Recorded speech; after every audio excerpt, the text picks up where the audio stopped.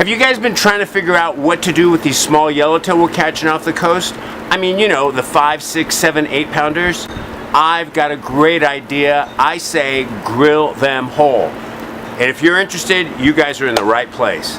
My name is Yanni. This is Fisherman's Belly, where my goal is to help you cook your catch over 1,000 different ways.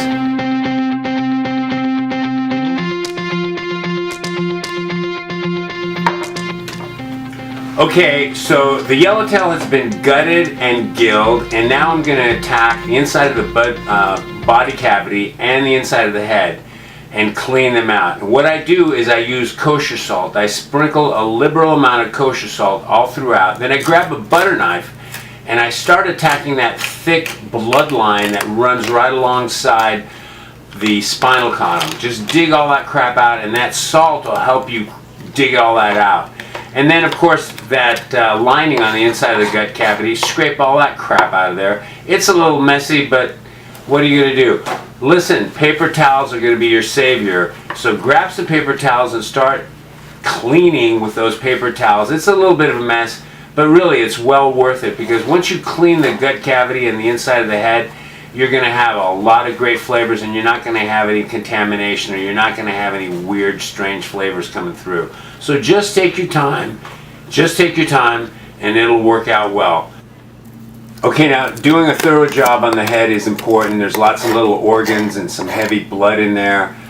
It's important because there's a lot of flavor and a lot of juice that comes right out of that head, and that's going to perfume your meat as well. So do a good job when you're doing that.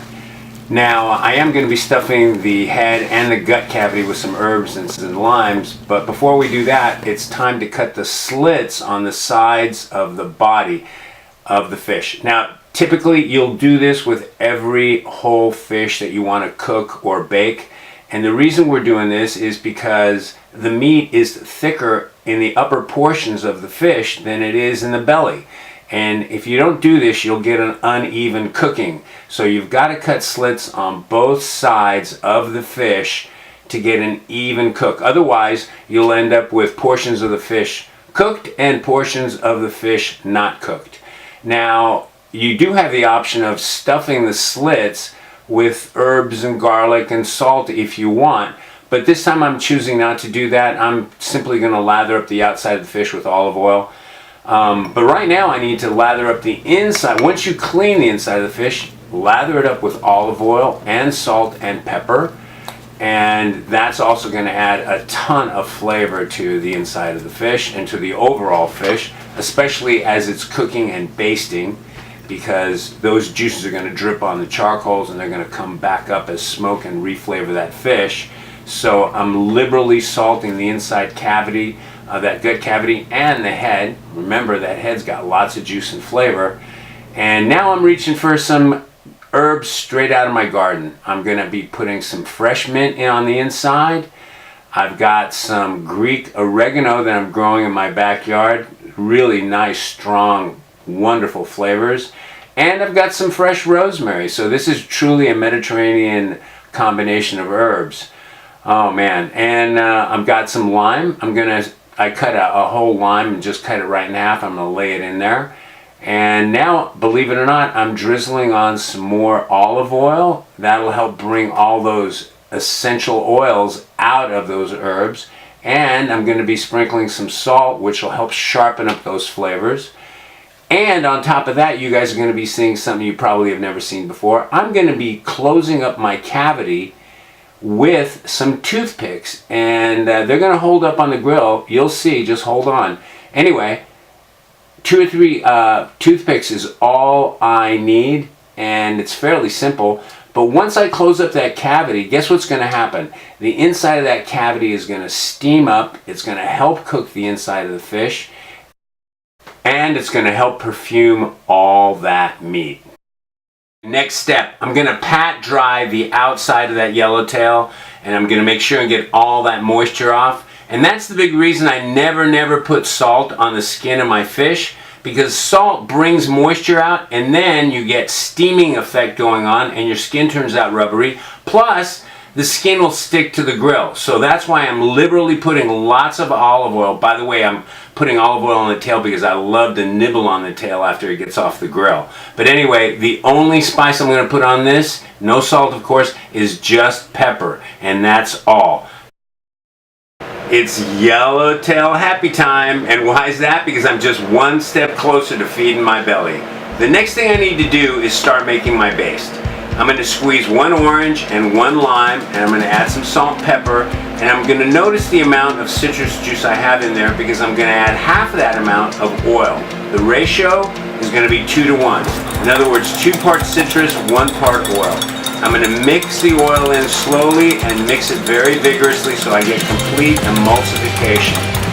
So, I'm getting close. And I'm going to set the baste aside and I'm going to go fire up that grill. Here we go. Okay, make sure your grill is nice and clean.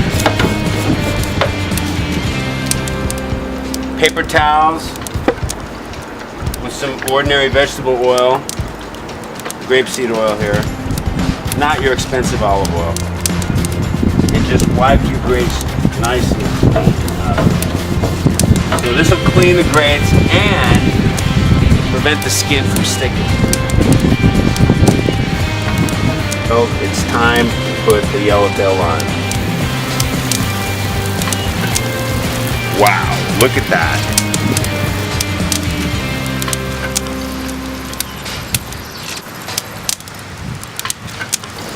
It's almost time to turn over the fish, so I'm going to lather it up with some oil just one more time before I spin it, so the skin won't stick. And now it's time to spin. Oh yeah, look at that. The skin is not sticking at all. Wow. Oh my God, look at that.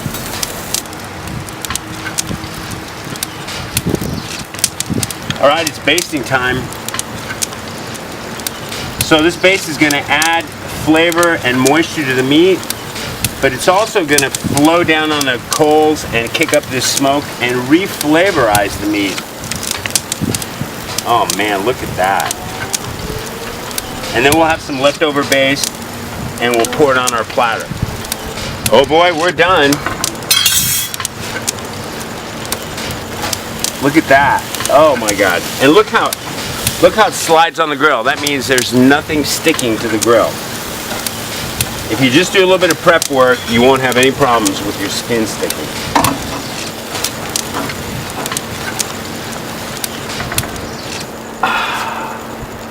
Oh my God. Look at that. Look at that. And we continue to baste.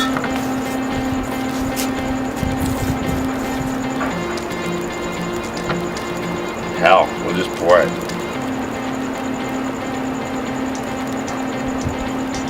Whoa. Boys and girls, this is it. A grilled whole yellowtail. Believe me, this is straight out of the Mediterranean and you're gonna just love it. Speaking of loving it, if you like what we're doing here at Fisherman's Belly, please subscribe to our channel. That way you can keep up to date with all our new recipes. And if you have any questions about what I did here today, ask them down below and I'll get back with you just as soon as I can. This is Yanni. We'll see you guys soon. It's time for me to start filling my belly.